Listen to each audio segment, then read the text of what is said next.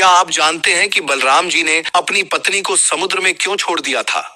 इस वीडियो में जानिए बलराम जी की अनसुनी कथा, रेवती की रहस्यमयी समय यात्रा। राजा कुकुक्षी कौन थे? राजा कुकुक्षी कौशल्य देश के शक्तिशाली राजा थे। वे एक महान ज्ञानी, धर्मपरायण और भगवान विष्णु के परम भक्त थे। उनकी पुत्री रेवती अद्भुत सौंदर्य और गुणों की धनी थी, लेकिन एक समस्या थी। राजा कुकुक्षी उनकी बेटी के लिए कोई योग्य वर नहीं मिल रहा था। राजा कुकुक्षी का ब्रह्मलोक जाना।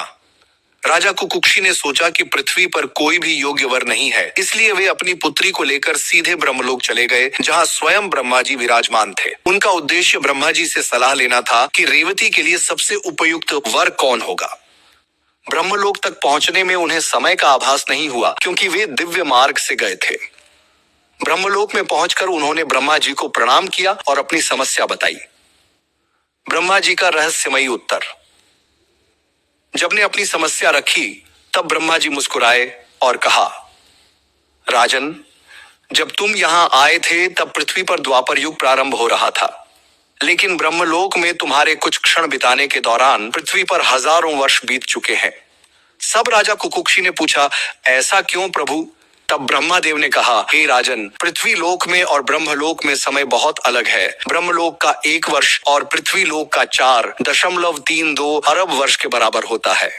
इसलिए हे राजन, तुमने जो राजकुमारों को तुम अपनी बेटी के लिए योग्य समझते थे, वे सभी अब कालचक्र में विलीन हो चुके हैं।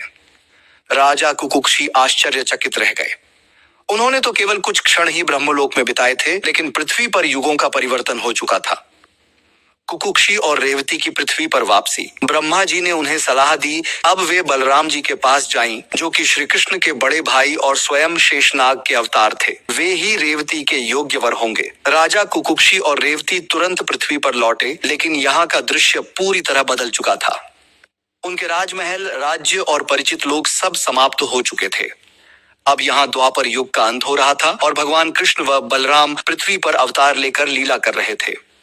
बलराम जी से विवाह। राजा कुकुक्षी ने बलराम जी से मिलने का निश्चय किया और अपनी पुत्री रेवती के विवाह का प्रस्ताव रखा। लेकिन एक और समस्या उत्पन्न हो गई। रेवती उस समय की स्त्रियों की तुलना में अत्यधिक ऊंची और विशालकाय थीं, क्योंकि वे सतयुग के समय की थीं, और सतयुग के जब मानवों का शरीर लंबा और विशाल हुआ करता था। बलराम जी ने अपनी गदा के हल्के स्पर्श से रेवती के आकार को उस युग के अनुसार सामान्य कर दिया और फिर उनसे विवाह कर लिया। इस कथा का गूढ़ रहस्य कालचक्र की शक्ति। यह कथा यह सिद्ध करती है कि समय सापेक्ष होता है। ब्रह्मलोक में बिताया गया कुछ समय पृथ्वी पर हजारों वर्षों के बराबर था।